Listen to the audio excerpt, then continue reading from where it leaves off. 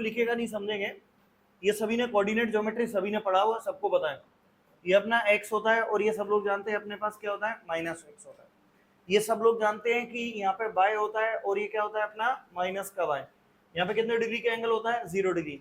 और यहाँ पे कितना होता है, 90।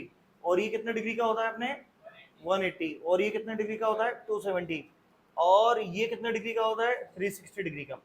अब यहाँ पे आप लोग सब अगर साइन 0 की वैल्यू आए तो आप 0 लिख दोगे, अगर cos 0 की वैल्यू आ गई तो भी 1 लिख दोगे। लेकिन अगर साइन 360 की वैल्यू आ गई तो क्या लिखेंगे तो जो 0 की वैल्यू होती है वो किसकी वैल्यू होती है, 360 की, क्योंकि एक ही जगह लाए कर रहे हैं। अब यहाँ पे बच्चा के जब 12th क्लास में मैथ्स पढ़ेगा, फिजिक्स में डेरिवेशंस करता है, न्यूमेरिकल्स करता है, तो उसके बीच बीच में ऐसी टर्म आ जाती है, कभी 270 आ जाता है, कभी 360 आ जाता है, तो बच्चा बैठे बैठे यूं पेन को घुमाते रहता है, उसको संभल नहीं पड़ती कि क्या है क्या नहीं है।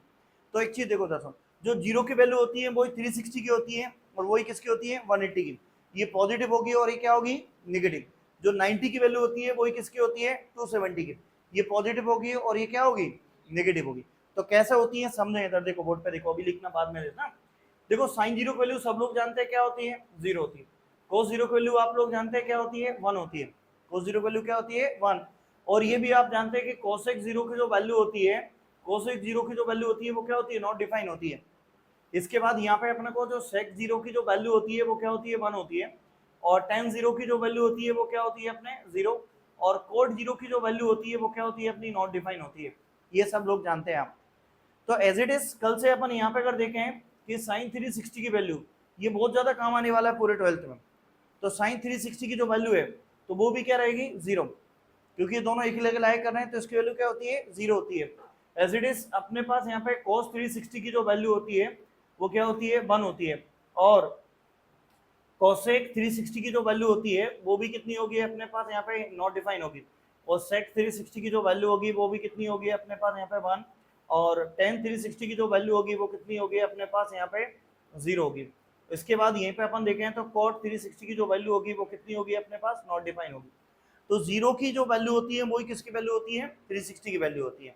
अब दूसरी चीज, जो वैल्यू 0 की होती है वही अपने 360 की होती है। जो वैल्यू किसकी होती है अपने 0 की, वही वैल्यू किसकी होती है अपनी 360 की। ये पॉजिटिव होगी और ये क्या होगी अपनी, नेगेटिव होगी। जैसे फॉर एग्जांपल अपन देखें तो यहाँ पे साइन 180 डिग्री, तो साइन 180 डिग्री की वैल्यू 0, माइनस का 0 मतलब 0 ही होगा ना वो। तो ऐसे ही cos 180 की वैल्यू क्या होगी, cos 180 की वैल्यू तो क्या होगी, माइनस का 1, क्योंकि वो प्लस का 1 होती है तो ये क्या होगी, माइनस का 1।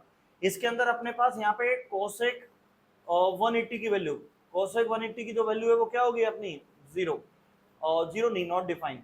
अब कभी कभी कुछ ऐसे क्वेश्चंस आ जाते हैं, देखो मैं भी जानता हूँ कि इनफाइनाइट के अगर माइनस लगाएंगे तो भी वो इनफाइनाइट ही होता है, लेकिन कभी कभी कुछ प्रूव करने वाले क्वेश्चंस आ जाते हैं। तो माइनस इनफाइनाइट अपना आ रहा था तो माइनस इनफाइनाइट की जगह अपन क्या रखेंगे, कोसेक 180, क्या रखें, कोसेक 180।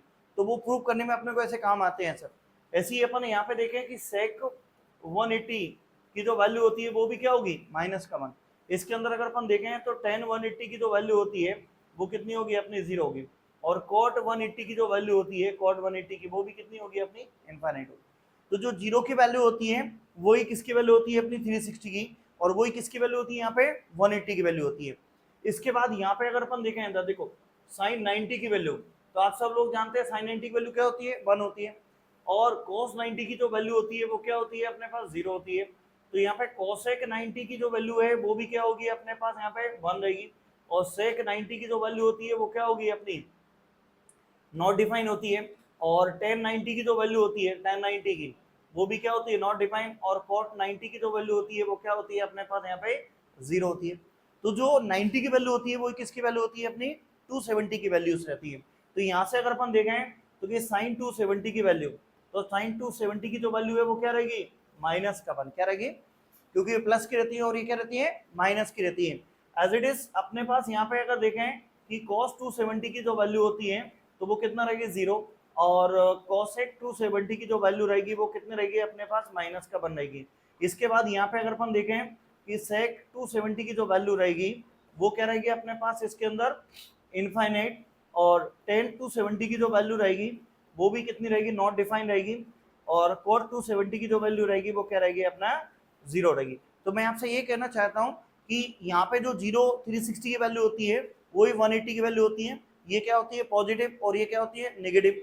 जो 90 की वैल्यू होती है वही किसकी वैल्यू होती है 360 270 की वैल्यू होती है, वो पॉजिटिव और नेगेटिव। सबको आती है 0 डिग्री की वैल्यू, सबको आती है 30 की, 45, 60, 90, लेकिन इनकी वैल्यूज अपन को बीच में जरूरत पड़ती है। इनके बीच में तो अपन सब निकाल लेते हैं, ठीक है, पर इनके ऊपर अगर कोई वैल्यू आती है तो कैसे निकाली जाती है, ये सामने लिखा है।